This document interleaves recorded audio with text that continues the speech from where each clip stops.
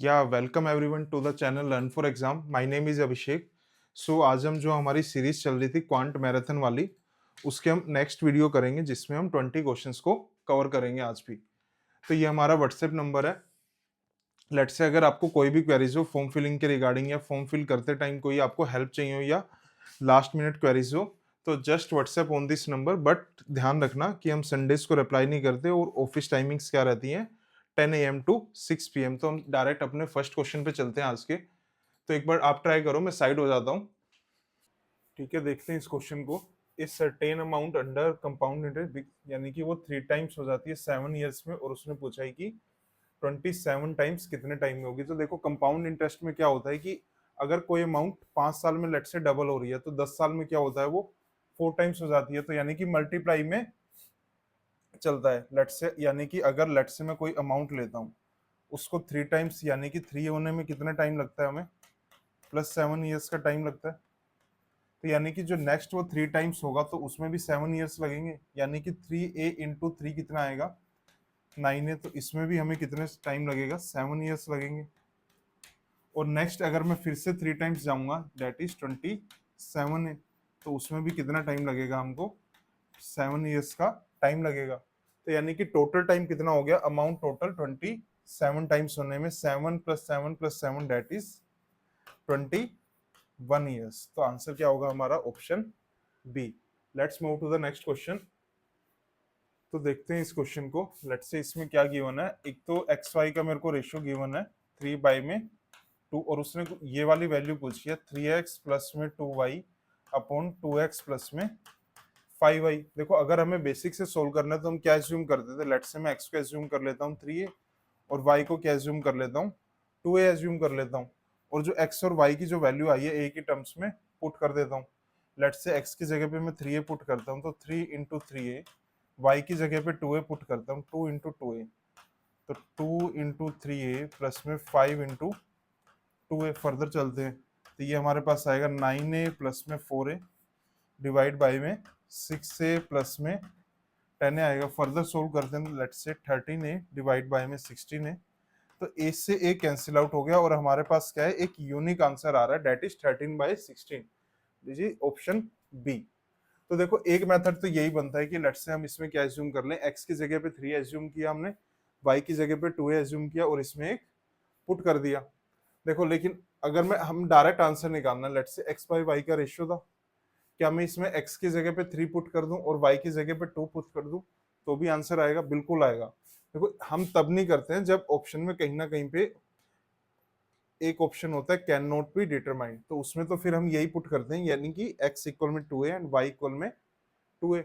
अगर ऑप्शन में कहीं भी कैन नॉट बी डिटरमाइंड नहीं है, तो हम डायरेक्ट पुट करके भी, यानी कि x की जगह पे 2 एंड y की जगह पे, x की जगह पे 3 एंड y की जगह पे 2 पुट करेंगे, तो भी आंसर आ जाएगा। लेट्स से x की जगह पे मैं 3 डालता हूँ, 3 × 3 प्लस 2 × 2, डेट इज 2 × 3 प्लस में 5 × 10। तो ये सोल्व करोगे तो ये भी क्या आ रहा है हमारा, 13/16। तो let's move to the next question. ठीक है, तो देखो इस क्वेश्चन में क्या बोल रहा है, लेट्स से हमको गिवन है 7 मैन गिवन है एंड 7 वुमेन गिवन है। उसमें से एक कमेटी बनानी है, यानी कि 7 मैन में से मेरे को 5 मैन सिलेक्ट करने हैं, और 6 वुमेन में से मेरे को 7 वुमेन में से मेरे को 6 वुमेन का सिलेक्शन करना है। तो यानी कि देखो, अगर मैं 7 मैन में से 5 मैन सिलेक्ट करूंगा, तो कितने वेज आएंगे मेरे पास, 7 से 5 वेज आएंगे। मल्टीप्लाई करेंगे, 7 वुमेन में से मेरे को 6 वुमेन सेलेक्ट करने हैं, तो यानी कि वेज कितने आएंगे, 7 से 6 वेज आएंगे।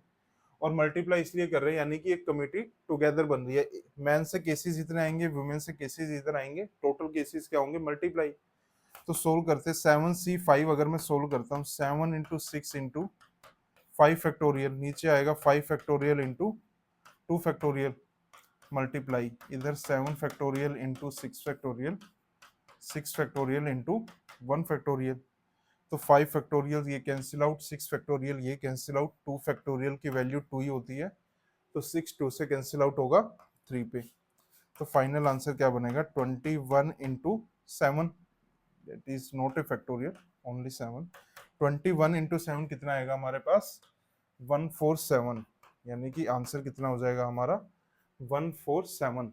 तो नेक्स्ट क्वेश्चन पे चलते हैं।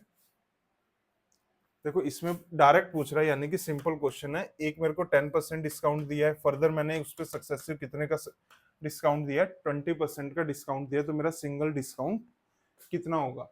तो यानी कि हमें क्या लगाना है, इस पे सक्सेसिव ही लगाना है। 10% डिक्रीज एंड 20% डिक्रीज का सक्सेसिव जो भी आएगा वही क्या होगा, हमारा आंसर होगा। तो लेट से डिक्रीज है तो हम नेगेटिव साइन लेते हैं। लेट से देखो मेरे को A% increase and B% increase का सक्सेसिव लगाते हैं, तो हम यही आता है A+B+AB अपॉन 100। और ए बी क्या है, यहाँ पे हम पॉजिटिव में लेते हैं, यानी कि अगर इंक्रीज हो रहा हो। अगर डिक्रीज हो रहा है तो हम किस में लेंगे, नेगेटिव में। तो यानी कि डिस्काउंट पार्ट क्या होता है, हमेशा वैल्यू को डिक्रीज करता है। तो लगाते हैं successive -10 -20 plus -10 into -20 divide by में 100। तो 0 से 0 कैंसिल आउट, तो ये वाला पार्ट कितना आ गया, -30। देखो -1 इंटू -2, ये वाला पार्ट कितना आएगा, माइनस इंटू माइनस प्लस हो गया, तो यानी कि प्लस में 2, यानी कि ये क्या आ रहा है मेरा -28%, यानी कि 28% डिक्रीज आ रहा है। तो यानी कि जो 10 and 20% डिस्काउंट का जो सक्सेसिव होगा उसका नेट इफेक्टिव कितना आएगा, 28% डिस्काउंट के बराबर आएगा। तो let's move to the next question. तो देखो इसमें क्या बोला, what is the fat distance between 2 points on a cylinder, यानी कि हमको ज्यादा से ज्यादा डिस्टेंस निकालना है किन्हीं भी 2 पॉइंट्स में। यानी कि लेट्स से मैं एक सिलेंडर ले लेता हूँ, इसकी रेडियस हमको गिवन है, लेट्स से दिस इज 6, और हाइट भी कितनी गिवन है हमको, 6 सेंटीमीटर गिवन है, जो भी यूनिट्स में होगा 6 सेंटीमीटर या मीटर। रेडियस हमको गिवन है 6 एंड, तो देखो अगर मैं दूरी यानी कि किसी भी 2 पॉइंट से डिस्टेंस मैक्सिमम करना है तो यही वाले 2 पॉइंट्स होंगे। लेट्स से अगर मैं इस वाले पॉइंट को ए एज्यूम करता हूँ, इसके बिल्कुल अपोजिट में क्या आता है, डायमेट्रिकली अपोजिट ऊपर वाले सर्कल पे बी, और बिल्कुल उसके लाइन पे क्या आता है, लेट्स से मैं सी पॉइंट लेता हूँ। तो यानी कि जो सबसे ज्यादा डिस्टेंस होगा वो ए सी के बीच में ही होगा, और ए सी के बीच में अगर मेरे को मैक्सिमम निकालना है तो यानी कि उसमें क्या होगा, ये वाला angle 90 degree, A and C. Height कितनी है हमारी, 6 है।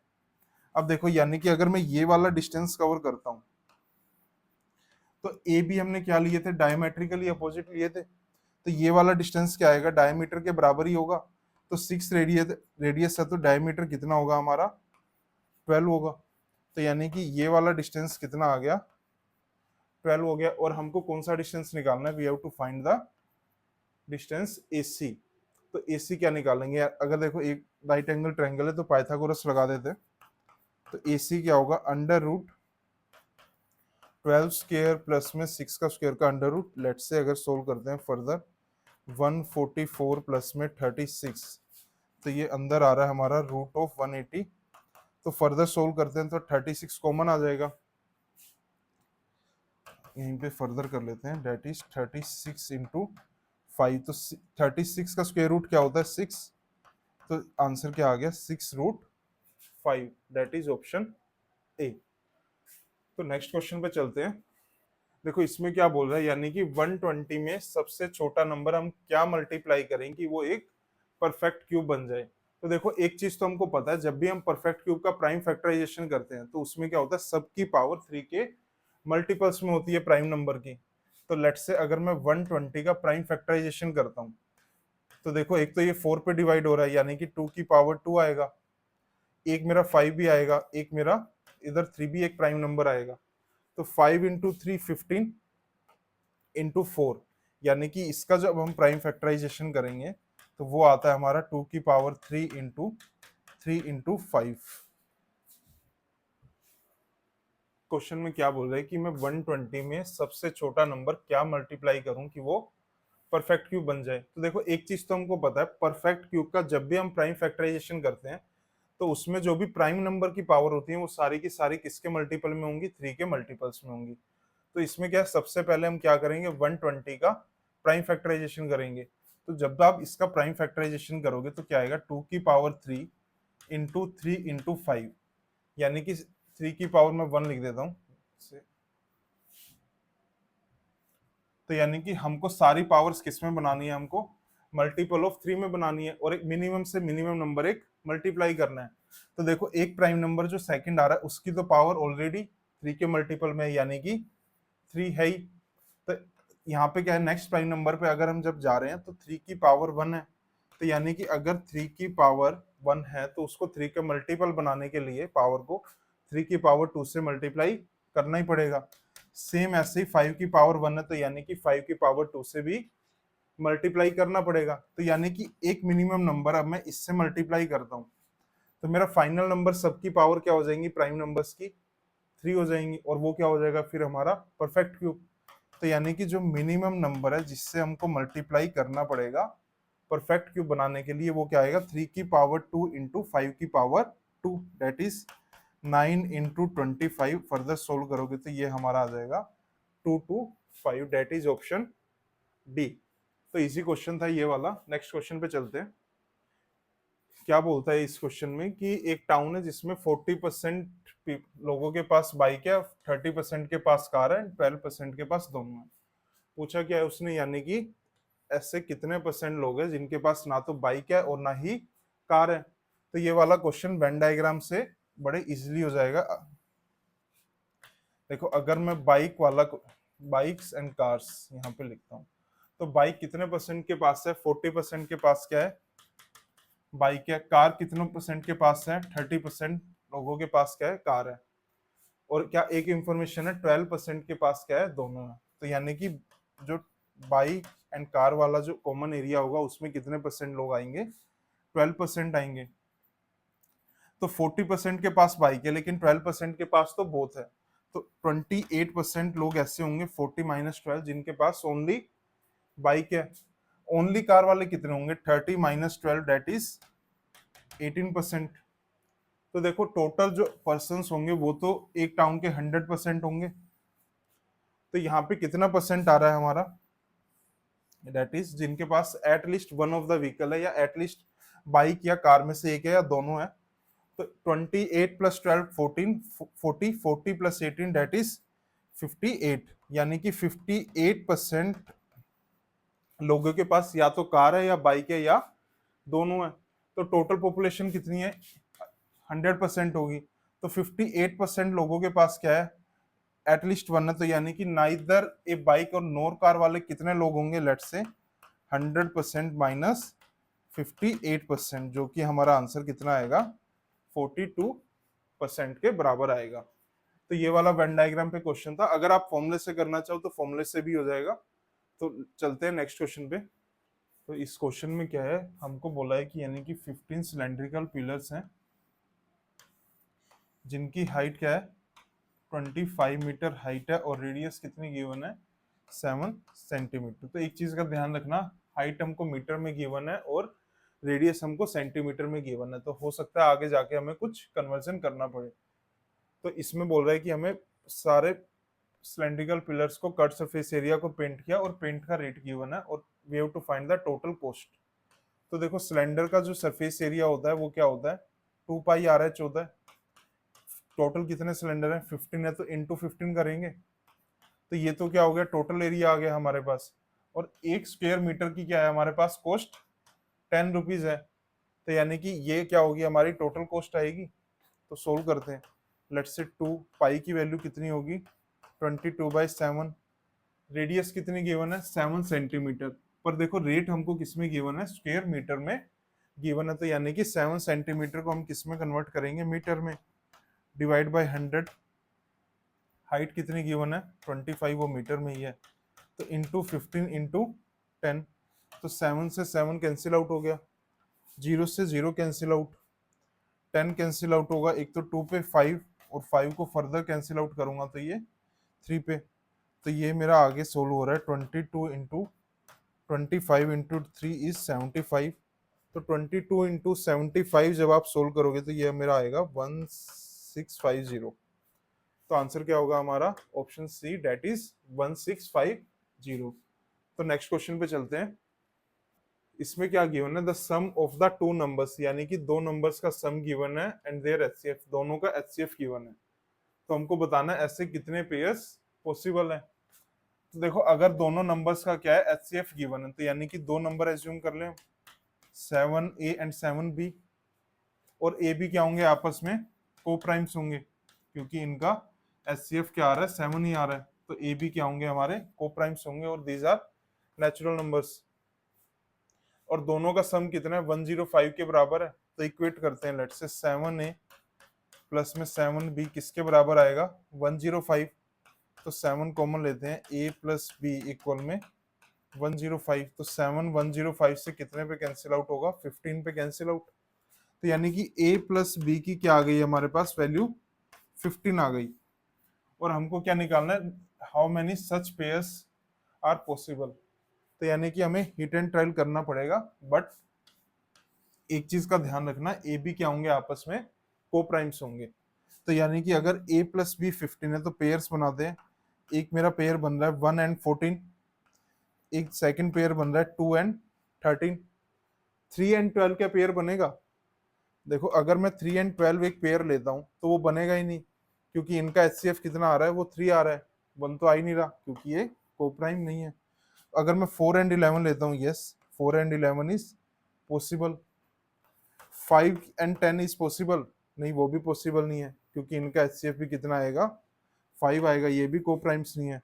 तो नेक्स्ट केस क्या है, 6 एंड 9, वो भी नहीं ले सकते, क्योंकि इनका एचसीएफ भी कितना आएगा हमारे पास, 3 आएगा। तो और कौन सा पेयर ले सकते हैं, तो एक लास्ट पेयर हमारे पास बचा है, दैट इज 7 एंड 8। तो बाकी और तो कोई पेयर पॉसिबल ही नहीं है, यानी कि यही 4 केस हमारे पास पॉसिबल है, ए एंड बी की वैल्यूज। तो यानी कि 4 केस पॉसिबल हैं, तो आंसर क्या होगा हमारा, ऑप्शन सी, दैट इज 4। तो नेक्स्ट क्वेश्चन, तो देखो इस क्वेश्चन में क्या बोलता है, ब्रदर एंड सिस्टर यानी कि इंटरव्यू के लिए गए, तो ब्रदर के सिलेक्शन होने की, यानी कि अगर मैं ब्रदर के सिलेक्शन होने की प्रोबेबिलिटी निकालता हूं तो वो कितनी गिवन है, 1/8। अगर देखो सिलेक्शन की 1/8 है तो रिजेक्शन की क्या होगी, 7/8 होगी। और सिस्टर के अगर हम बात करते हैं तो सिस्टर की हमको रिजेक्शन की प्रोबेबिलिटी गिवन है, तो यानी कि रिजेक्शन की प्रोबेबिलिटी कितनी गिवन है सिस्टर की, 4/5। तो सिस्टर के सिलेक्शन की प्रोबेबिलिटी क्या होगी, दैट इज 1/5। और उन्होंने पूछा क्या, what is the probability that only one of them is selected. तो यानी कि दोनों में से कोई भी एक सिलेक्ट हो, या तो ब्रदर सिलेक्ट हो जाए या सिस्टर सेलेक्ट हो जाए। तो देखो दो केस बनेंगे इसमें, यहीं पे कर लेते हैं, लेट्स से ब्रदर क्या हो जाए, सिलेक्ट हो जाए, और सिस्टर क्या हो जाए, रिजेक्ट हो जाए। और एक दूसरा केस क्या बनेगा, ब्रदर रिजेक्ट हो जाए और सिस्टर क्या हो जाए, सिलेक्ट हो जाए। तो इस वाले की प्रोबेबिलिटी निकालते हैं, कितनी आ रही है, ब्रदर सिलेक्ट हो जाए, यानी कि ब्रदर के सिलेक्ट होने की प्रोबेबिलिटी कितनी है, 1/8। लेकिन उसमें क्या हो, सिस्टर रिजेक्ट होनी चाहिए, और सिस्टर के रिजेक्ट होने की प्रोबेबिलिटी कितनी है, 4/5 plus second case. Second case क्या है, ब्रदर रिजेक्ट हो जाए, ब्रदर के रिजेक्ट होने की प्रोबेबिलिटी डेट इज 7/8, और सिस्टर सिलेक्ट होने की प्रोबेबिलिटी कितनी है, डेट इज 1/5। तो इसको सोल्व करते हैं, लेट्स से ये आएगा हमारे पास 4/40 प्लस में 7/40। तो फर्दर सोल्व करोगे तो ये आएगा अपने पास 11 में 40। तो आंसर क्या होगा हमारा, ऑप्शन ए, डेट इज 11 में 40। तो नेक्स्ट क्वेश्चन पे चलते हैं।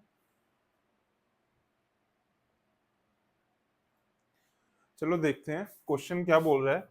5 साल पहले जो एवरेज एज थी ABCD यानी कि 4 पर्सन की, 5 साल पहले एवरेज एज कितनी थी, 45 years, bye including x in the present, यानी कि अब वो प्रेजेंट की बात कर रहा है, इंक्लूडिंग यानी कि एक्स एक नया पर्सन है। Note there present average age कितनी आती है उन 5 पर्सन की, 45 ईयर्स आती है, और हमें एक्स की एज फाइंड आउट करनी है। तो देखो अगर 5 साल पहले एवरेज ABCD की अगर 45 ईयर्स थी, तो आज उनकी एवरेज एज कितनी होगी, +5 ऐड होगा, क्योंकि सबकी एज क्या होगी, +5 से ऐड हो जाएगी। यानी कि अगर मैं प्रेजेंट में बात करता हूं अभी, एवरेज एज ऑफ ABCD यानी कि 4 पर्सन की एवरेज एज कितनी है अभी, 50 ईयर्स होगी, यानी कि 45 से 5 ईयर्स ज्यादा होगी। तो यानी कि अगर मैं सम की बात करता हूँ, सम ऑफ एजेस, लो मैं यहाँ प्रेजेंट पे लिख देता हूँ, प्रेजेंट की बात कर रहे हैं, sum of ages of A B C and D, यानी कि अगर 4 पर्सन की एवरेज एज 50 ईयर्स है तो उनका सम क्या होगा, एज इसका 50 इंटू 4 दैट इज 200 ईयर्स। अब वो क्या बोल रहा है, बाय इंक्लूडिंग एक्स, यानी कि इन 4 पर्सन के साथ मैं एक एक्स को भी इंक्लूड करता हूं तो प्रेजेंट एवरेज एज कितनी हो जाती है, 49 ईयर्स हो जाती है। तो एवरेज क्या होगा, टोटल एज डिवाइड बाय में टोटल नंबर ऑफ पर्सन। तो देखो टोटल एज क्या आएगी, 200 ईयर्स तो किसकी आ गई, A B C D 4 person की एज आ गई। और एक्स की लेट से मैं एज को क्या एज्यूम कर लेता हूँ, एक्स एज्यूम कर लेता हूँ। तो 200 प्लस एक्स टोटल एज हो गई। और टोटल पर्सन कितने हैं, अब 4 पर्सन तो ये थे, एक नया पर्सन आया है +1 दैट इज 5। और उनकी एवरेज एज किसके बराबर रखनी है हमको, 49 के बराबर रखनी है। तो सोल्व करते हैं, 200 प्लस एक्स इक्वल में 49 इंटू 5 डेट इज 49 इंटू 5 हमारा आएगा 245। तो x अगर इधर प्लस का 200 है उधर जाएगा तो नेगेटिव में 200, 245 माइनस 200 डेट इज 45 ईयर्स। और x को हमने यही एज्यूम किया था कि जो x पर्सन है उसकी एज क्या होगी, तो आंसर क्या होगा हमारा 45 ईयर्स। तो नेक्स्ट क्वेश्चन पे चलते हैं। देखो देखते हैं, बड़ा ही सिंपल क्वेश्चन है। तो ये बोल रहा है कि ऐसे हमें एक ऑप्शन चेक करना है जो ट्रायंगल की लेंथ उसमें पॉसिबल है। देखो ट्रायंगल की एक प्रॉपर्टीज होती है, sum of any two sides of triangle are greater than the third side. यानी कि ट्रायंगल की कोई भी हम दो साइड लेते हैं, उन दोनों का सम किससे ज्यादा आना चाहिए, थर्ड साइड से आना चाहिए। तो वही चेक करते हैं इसमें, यानी कि अगर वो पॉसिबल है या नहीं है। लेट्स से अगर मैं ए ऑप्शन चेक करता हूं तो इसमें क्या गिवन है हमको, साइड्स 5, 6 एंड 11। तो यानी कि देखो 5 प्लस 6 11 से ज्यादा होना चाहिए, तो ये तो नहीं आ रहा। 5 प्लस 6 कितना आ रहा है, 11 आ रहा है। तो ये तो 11 से ज्यादा होना चाहिए था, यानी कि ये वाला ट्रायंगल पॉसिबल है ही नहीं। तो सेकंड ऑप्शन चेक करते हैं। सेकंड ऑप्शन क्या है, 3, 7 एंड 9। तो देखते हैं जो स्मॉलेस्ट वाली दो साइड है क्या वो थर्ड साइड से ज्यादा है। तो 7 प्लस 3 दैट इज 10, यानी कि वो 9 से ज्यादा आ रहा है। तो इट मीन्स ये वाली ट्रायंगल क्या है हमारी, पॉसिबल है। तो देखो अगर आप सी ऑप्शन में देखोगे 7 प्लस 8 15, वो 19 से ज्यादा नहीं जा रहा, तो ये भी पॉसिबल नहीं है। अगर मैं डी ऑप्शन में देखता हूँ 2 प्लस 4 6, वो भी 9 से ज्यादा नहीं जा रहा, यानी कि ए सी डी ऑप्शन की जो डायमेंशन हमको गिवन है वो पॉसिबल नहीं है। तो आंसर क्या होगा हमारा, ऑप्शन बी, जो सेटिस्फाई भी कर रहा है, sum of any two side of triangle always greater than the third side. तो नेक्स्ट क्वेश्चन पे चलते हैं। तो देखो क्वेश्चन क्या बोल रहा है, 2 ऑरेंजेस 3 बनानास एंड 4 एप्पल्स की कॉस्ट क्या है, यानी कि सिंपल इक्वेशन कुछ बनेगी 3 वेरिएबल्स में। 3 आगे भी कुछ ऐसा ही दे रहा है, तो इक्वेशन बनाते हैं। देखो ऑरेंज की कॉस्ट को मैं क्या एज्यूम कर रहा हूँ, एक्स एज्यूम कर रहा हूँ। बनाना की कॉस्ट को मैं वाई एज्यूम कर रहा हूँ और एप्पल की कॉस्ट को मैं जेड एज्यूम कर रहा हूँ। तो इक्वेशन क्या बनेगी इस वाली स्टेटमेंट से, 2 ऑरेंज है यानी कि 2x है, 3 बनानाज है यानी कि 3y, प्लस में 4 एप्पल है तो 4z। और इसकी टोटल कॉस्ट किसके बराबर आ रही है, 24 के बराबर आ रही है। तो सेम ऐसे ही नेक्स्ट एक और स्टेटमेंट बनाते हैं। इक्वेशन 3 ऑरेंजेस हैं यानी कि 3x है, 2 बनानाज है तो 2y आएगा, प्लस में 1 एप्पल है तो सिंपल z आएगा। और इसकी कॉस्ट कितनी है, 16 है। देखो हमारे पास अब क्या है, 3 वेरिएबल है, पर इक्वेशन कितनी बनी है, 2 ही बनी है। यानी कि वो कुछ ना कुछ रिलेशन पूछ रहा होगा आपस में। और उसने रिलेशन क्या पूछा है, 2x प्लस में 2y प्लस में 2z का रिलेशन पूछा है, या 2x प्लस 2y 2z की वैल्यू क्या आएगी। तो देखो हमारे पास दो इक्वेशन है, लेट्स से कोशिश करते हैं। अगर देखो इन दोनों इक्वेशन से अगर थर्ड वाली इक्वेशन डिपेंडेंट है तो हम वैल्यू निकाल सकते हैं, अदरवाइज आंसर क्या होता है हमारा, कैन नॉट बी डिटरमाइंड, वो ऑप्शन में है ही नहीं। तो देखो अगर मेरे को इस वाले फॉर्मेट में लेके आना है जहाँ पे x का कोफिशिएंट, y का कोफिशिएंट और z का कोफिशिएंट क्या है, सेम है। तो देखो अगर मैं इन तीन दोनों इक्वेशन को ऐड कर देता हूँ, 2x प्लस 3x कितना आएगा, 5x आएगा। 3y प्लस 2y कितना आएगा, 5y आएगा। 4z प्लस z कितना आएगा, 5z आएगा। और 24 प्लस 16 कितना आएगा, 40 आएगा। तो देखो कुछ वैसे ही फॉर्मेट में आ गया। एक्स वाई जेड के जो कोफिशिएंट है वो सेम है, और यहाँ पे भी क्या आ रहा है, एक्स वाई जेड के कोफिशिएंट्स बिल्कुल सेम आ रहे हैं। तो देखो अगर मैं यहाँ से 5 कॉमन लेता हूँ तो x plus y plus z, इसकी वैल्यू कितनी आ गई 40। तो x plus y plus z की वैल्यू कितनी आएगी 40/5 डेट इज 8। यानी कि हमें x plus y plus z की वैल्यू तो पता है। तो अब देखो अगर मेरे को x plus y plus z की वैल्यू पता है तो फाइंड आउट क्या करना था हमें, 2x 2y एंड 2z उसका डबल। तो यानी कि 2 इंटू 8 ही हो जाएगी इसकी वैल्यू, उस इस वाली इक्वेशन का डबल ही तो है। तो आंसर क्या होगा 2 इंटू 8 डेट इज 16। यानी कि 2 ऑरेंजेस 2 बनानास एंड 2 एप्पल की जो कॉस्ट आएगी वो किसके बराबर होगी, हमारी 16 के बराबर होगी। तो नेक्स्ट क्वेश्चन पे चलते हैं। चलो देखते हैं, the angle created by two hands, यानी कि hour hand and minute hand की बात कर रहा है, यानी कि 4:20 PM पे hour hand and minute hand के बीच में एंगल कितना होगा। तो देखो ऐसे क्वेश्चंस को कैसे करते हैं हम सोल्व। सबसे पहले अगर वो 4:20 की बात करते हैं तो हम 4 PM पे एंगल चेक करेंगे, यानी कि 4 PM पे एंगल कितना रहा दोनों के बीच में। तो यानी कि आवर हैंड कहीं यहीं पे आएगा 4 पे, और मिनट हैंड कहाँ पे जाएगा 12 पे जाएगा। तो यहाँ पे 3, ये 1 एंड 2, ठीक है। तो देखो 12 से अगर मैं 4 के बीच में एंगल देखूं तो यानी कि अभी 4 बजे एंगल कितना होगा, 12 से 1 के बीच में एंगल होता है 30 डिग्री। तो ये एंगल होगा 30 इंटू 4 डेट इज 120 डिग्री। यानी कि 4 बजे minute hand and hour hand के बीच में एंगल कितना है 120 डिग्री। और हमें किस पे एंगल निकालना है 20 मिनट्स के बाद। तो देखो जो मेरी मिनट हैंड की स्पीड होती है वो कितनी होती है 6 डिग्री पर मिनट होती है मिनट हैंड की स्पीड, और आवर हैंड की स्पीड कितनी होती है हमारी 0.5 डिग्री पर मिनट स्पीड आती है। तो देखो अगर मैं 20 मिनट के बात करता हूं तो आवर हैंड किधर मूव करेगा, अभी इधर मूव करेगा, और मिनट हैंड भी किधर मूव करेगा, कुछ इस डायरेक्शन में मूव करेगा, एंड सेम आवर हैंड करेगा। तो देखो अगर मैं इनकी रिलेटिव स्पीड देखते हैं, रिलेटिव स्पीड कितनी आती है इनकी, इन दोनों का difference that is 5.5 degree per minute. और रिलेटिव स्पीड क्या होता है, दोनों के पास आने या दूर आने की स्पीड को हम रिलेटिव स्पीड बोलते हैं।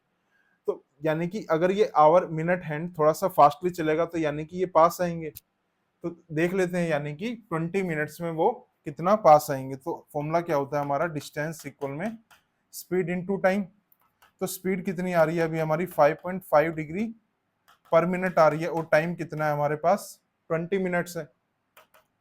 5.5 इंटू 20 डेट इज 1110 डिग्री, यानी कि जो डिस्टेंस आएगा रिलेटिवली 110 डिग्री आएगा। तो देखो 4 बजे मिनट हैंड क्या था 120 डिग्री पीछे था, अब वो 20 मिनट के बाद होगा कि वो 110 डिग्री ज्यादा कवर करेगा। यानी कि इनके बीच में जो पहले एंगल 120 यानी कि 120 डिग्री था वो 110 से कम हो गया। तो यानी कि फाइनल एंगल कितना आएगा 420 पे, फाइनल एंगल डेट इज पहले कितना था 120 डिग्री और कितना कम हो गया 110 डिग्री डेट इज 10 डिग्री। यानी कि 4:20 PM पे एंगल कितना होगा दोनों हैंड्स के बीच में, only 10 degrees, that is option A. तो नेक्स्ट क्वेश्चन पे चलते हैं। तो इस वाले क्वेश्चन को देखते हैं। एक ट्रायंगल है AD is the angle bisector, यानी कि कुछ एंगल बाइसेक्टर की हो सकता है कुछ ना कुछ इसमें प्रॉपर्टी लगे। तो सबसे पहले फिगर बना लेते हैं। लेट्स से ए बी सी मेरा एक ट्रायंगल होगा और एडी क्या है, एक एंगल बाइसेक्टर है। और क्या गिवन है हमें, एसी की लेंथ गिवन है डेट इज 9 सेंटीमीटर। तो एसी हमारा हो गया 9 सेंटीमीटर। एक हमको गिवन है डीसी की लेंथ कितनी है 6 सेंटीमीटर, और एक गिवन है बीसी की लेंथ 10 सेंटीमीटर। अब देखो बीसी कंप्लीट होगा 10 सेंटीमीटर, हमें बीसी की लेंथ 10 सेंटीमीटर गिवन है। अगर देखो बीसी 6 है और बीसी 10 है तो बीडी हम निकाल सकते हैं। वो कितना आएगा, 10 में से 6 को माइनस करूंगा तो मेरा बीडी बचेगा। तो यानी कि बीडी की लेंथ कितनी आ गई 10 सेंटीमीटर, और फाइंड आउट क्या करना है डेट इज ये वाली लेंथ हमको फाइंड आउट करनी है। तो देखो इसमें क्या लग रही है, एंगल बाइसेक्टर थ्योरम से इजीली आ जाएगा। एंगल बाइसेक्टर थ्योरम क्या है, A B upon B D किसके बराबर होंगे, ए सी अपॉन डी सी के बराबर होंगे। देखो अगर ए डी मेरा एंगल बाइसेक्टर है तो इस वाली साइड का रेशियो दिस अपॉन दिस किसके बराबर होगा, this upon this D C.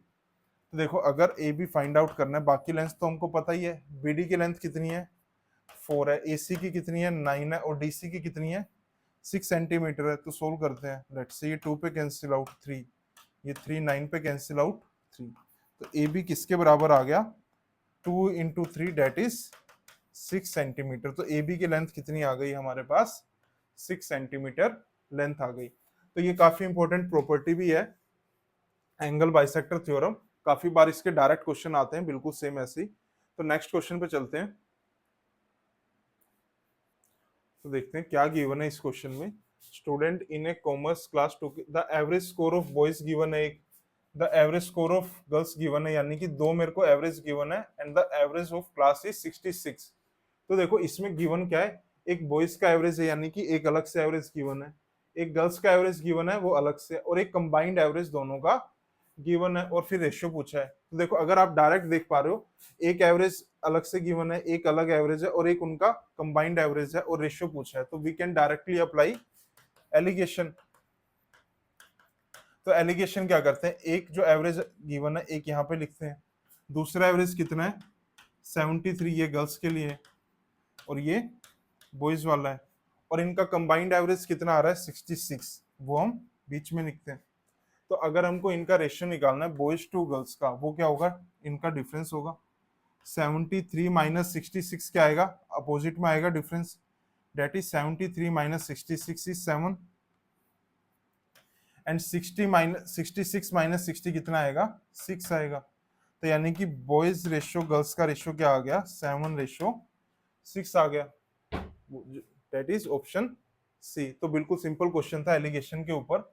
तो नेक्स्ट क्वेश्चन पे चलते हैं, ये भी काफी सिंपल क्वेश्चन है। लेट्स से क्या पूछ रहा है, probability of drawing a queen और a diamond from a deck of card, यानी कि जो हमारे टोटल 52 कार्ड्स होते हैं, अगर मैं उसमें से एक कार्ड चूजन करता हूं तो प्रोबेबिलिटी क्या है कि एक क्वीन हो या वो डायमंड का कार्ड हो। तो देखो अगर मैं डायमंड के कार्ड की बात करता हूं तो डायमंड के कार्ड्स कितने होते हैं हमारे पास, टोटल 13 कार्ड्स होते हैं, और क्वीन कितनी होती है, क्वीन होती है 4।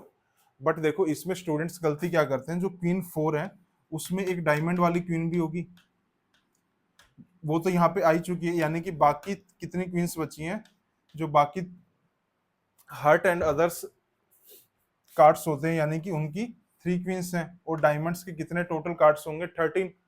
तो यानी कि अगर मेरे को प्रोबेबिलिटी निकालनी है, रिक्वायर्ड प्रोबेबिलिटी क्वीन और डायमंड आने के टोटल पॉसिबल केसेस कितने हैं, देखो डायमंड आने के 13, और बाकी जो 3 क्वींस बची हैं टोटल कितना है 13 + 3 16, और टोटल कार्ड्स कितने हैं हमारे पास 52। तो 4 पे कैंसिल आउट हो रहा है ये, डेट इज 4 पे कैंसिल आउट होगा तो ये आएगा 4 बाय में 13, तो ऑप्शन डी होगा। बस इसमें मेजर गलती यही होती है कि यहाँ पे स्टूडेंट्स क्या ले लेते हैं, इसको 4 काउंट कर लेते हैं, क्योंकि वो जो क्वीन डायमंड वाली होती है वो 2 बार काउंट हो जाता है, तो हमको ये गलती नहीं करनी है। तो आंसर क्या होगा हमारा यहाँ पे 16 बाय में 52, अदरवाइज स्टूडेंट्स क्या मार्क करते हैं 17 बाय में 52। तो देखो ये भी सिंपल इक्वेशन का बेसिक क्वेश्चन है, 3 कॉन्सिक्यूटिव ऑड नंबर्स का सम गिवन है, और वो हमको ऑड नंबर्स निकालना है, स्मॉलेस्ट एंड लार्जेस्ट का फिर प्रोडक्ट बताना है। तो देखो अब जब भी कॉन्सिक्यूटिव ऑड नंबर्स गिवन होते हैं या इवन कॉन्सिक्यूटिव होते हैं तो हम क्या अस्यूम करते हैं, first number is a, second is a+2, and third is a+4, क्योंकि ऑड नंबर दो दो के गैप पे आते हैं। तो यानी कि लेट्स से ये 3 मैं ऑड नंबर एज्यूम करता हूँ, तो इक्वेशन क्या बनेगी, तीनों का सम क्या है a+a+2 + a+4 किसके बराबर है 69 के बराबर है। तो a+a+a कितना हो गया 3a, प्लस में 2 + 4 = 6, डेट इज 69। तो 3a किसके बराबर है, +6 उधर जाएगा तो नेगेटिव, तो 69 - 6 डेट इज 63। तो a की वैल्यू क्या आ गई 63 बाय में 3, डेट इज 21। तो a की वैल्यू आ गई 21। तो यानी कि हमारे 3 नंबर्स कौन से हो गए, we can easily find out. a की वैल्यू 21 है, यानी कि एक नंबर 21 है, +2 एक नंबर 23 है, और थर्ड नंबर क्या है हमारा 25 है। लेकिन अब देखो आते हैं, पूछा क्या उसने, product of the smallest and the largest number. तो यानी कि एक 21 जो स्मॉलेस्ट है और 25 जो लार्जेस्ट है, उसका हमें प्रोडक्ट बताना है। तो आंसर क्या होगा हमारा 21 इंटू 25, तो सोल्व करोगे ये कितना आ जाएगा हमारे पास 525, दैट इज ऑप्शन बी। तो ये भी एक बिल्कुल बेसिक क्वेश्चन था, सिंपल इक्वेशन का। ठीक है, नेक्स्ट क्वेश्चन पे चलते हैं। तो देखो सोल्व करते हैं इसको, थोड़ा सा लेंथी क्वेश्चन है। The speed of a boat in still water is 6 kilometre per hour, यानी कि अपस्ट्रीम डाउनस्ट्रीम का क्वेश्चन होगा। बोट की स्पीड कितनी गिवन है इसमें, 6 किलोमीटर पर आवर। तो it takes thrice as much time in going 40 kilometre upstream, यानी कि 40 किलोमीटर अपस्ट्रीम जाने में 3 गुना टाइम लगता है किससे, डाउनस्ट्रीम से। तो देखो स्पीड ऑफ अपस्ट्रीम क्या आती है हमारी, यही आती है बी माइनस आर, यानी कि अगर मैं रिवर की स्पीड को आर लेता हूँ और बी तो हमें पता ही है 6 है, तो यानी कि अपस्ट्रीम की स्पीड कितनी आएगी, 6 - आर। स्पीड ऑफ डाउनस्ट्रीम क्या आएगी, बी प्लस आर होती है, तो बी पता है 6 और रिवर की स्पीड हम आर ले लेते हैं, यानी कि अपस्ट्रीम की स्पीड हमें पता है, डाउनस्ट्रीम की स्पीड पता है। तो इक्वेशन बनाते हैं, 40 किलोमीटर अपस्ट्रीम जाने में कितना टाइम लगेगा, अपस्ट्रीम की स्पीड कितनी है, 6 - आर। डाउनस्ट्रीम 40 किलोमीटर आने में कितना टाइम लगेगा, तो डाउनस्ट्रीम की स्पीड कितनी है, 6 + में आर, और ये क्या है, 1/3 टाइम लगा है डाउनस्ट्रीम में, तो हम 3 से मल्टीप्लाई करेंगे। एक सेकेंड, तो भाई एक वे तो इसका यही बनता है कि यानी कि आप सिंपल एक बेसिक इक्वेशन बना लो और इसको सोल्व कर लो। तो ठीक है, ये तो काफी लेंथी क्वेश्चन हो जाएगा अगर हम इस इक्वेशन को सोल्व करने जाएंगे, और इतना एग्जाम में टाइम भी नहीं होता। तो दूसरा एक वे ये भी बनता है कि आप इक्वेशन बना लो और यहाँ से 1/1 वैल्यूज सेटिस्फाई करा लो, यानी कि रिवर की जो भी स्पीड है या स्ट्रीम की स्पीड है, कौन सी वैल्यू इसमें आर की जगह पे सेटिस्फाई कर रही है। ठीक है, मतलब दोनों मेथड इज ओके, बट एक थर्ड मेथड भी आता है अगर थोड़ा सा आपको फास्टली सोल्व करना हो तो,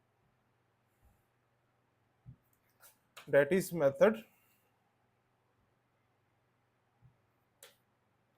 दैट इज मेथड 2। तो देखो हमको पता है, यानी कि फॉर्मूला क्या होता है हमारा, डिस्टेंस इक्वल में स्पीड इनटू टाइम होता है। देखो इस वाले केस में क्या है, डिस्टेंस हमारा कांस्टेंट है, तो यानी कि अगर डिस्टेंस कांस्टेंट है तो स्पीड किसके इनवर्सली प्रोपोर्शनल होगा, टाइम के इनवर्सली प्रोपोर्शनल होगा। हमें ये पता है, ये स्पीड ऑफ अपस्ट्रीम कितना आता है, 6 - आर है, स्पीड ऑफ डाउनस्ट्रीम कितना आएगा, 6 + आर आएगा। तो यानी कि जो स्पीड का रेशियो होगा वो टाइम के रेशियो से इनवर्स में आएगा। तो कोशिश करते हैं डायरेक्ट अप्लाई करें, तो speed of upstream divide by में स्पीड ऑफ डाउनस्ट्रीम क्या आ रहा है, 6 - आर/6 + आर। तो देखो अब ये बोल भी रहा है कि अपस्ट्रीम जाने में मेरे को 3 टाइम्स ज्यादा लगता है, तो यानी कि अपस्ट्रीम में 3 गुना ज्यादा टाइम लगता है, यानी कि रिवर्स रेशियो में जाएगा। तो 3 नीचे आएगा और इधर क्या आएगा, 1 आएगा। तो इसको इक्वेट करके सोल्व करते हैं, 6 - आर, 6 + आर क्या होगा, 1/3। तो जब आप इसको क्रॉस मल्टीप्लाई करोगे तो एक सिंपल इक्वेशन बनेगी और जो कि इजीली सोल्व हो जाएगी। लेट से 3 को मल्टीप्लाई करो, 18 - 3r किसके बराबर है, 6 + आर के बराबर है, तो -3r उधर जाएगा, तो 6 इधर आएगा, 12 किसके बराबर है, 3r के, 3r प्लस में r डेट इज 4r। तो r कितना आ गया, 12/3 डेट इज 4, 12/4 सॉरी,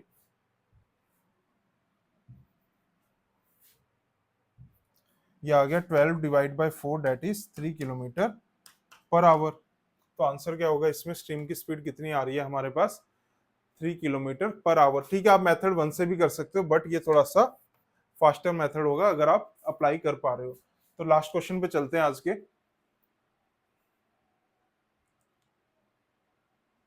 देखो इसमें भी क्या होगा कि सेम जो लास्ट में हमने चीज देखी है, अगर मेरा डिस्टेंस कांस्टेंट है तो स्पीड किसके इनवर्सली प्रोपोर्शनल आएगा, टाइम के इनवर्सली प्रोपोर्शनल आता है। तो देखो the speed of 3 cars in the ratio क्या गिवन है, 3:4:5, और सेम डिस्टेंस को कवर कर रहे हैं, तो यानी कि हमें टाइम का रेशियो बताना है। लेट से देखो अगर S1:S2:S3 तीन स्पीड है, हमें किस रेशियो में गिवन है, 3:4:5 में गिवन है। तो यानी कि अगर मैं S1 वाले का टाइम T1 लेता हूँ, S2 वाले का टाइम T2 लेता हूँ और S3 वाले का टाइम T3 लेता हूँ, तो इनका रेशियो क्या आएगा, 1/3:1/4:1/5 आएगा। पर इसमें तो कुछ ऐसा गिवन नहीं है, तो यानी कि हमें एक सिंपलेस्ट फॉर्म में लेके आना पड़ेगा।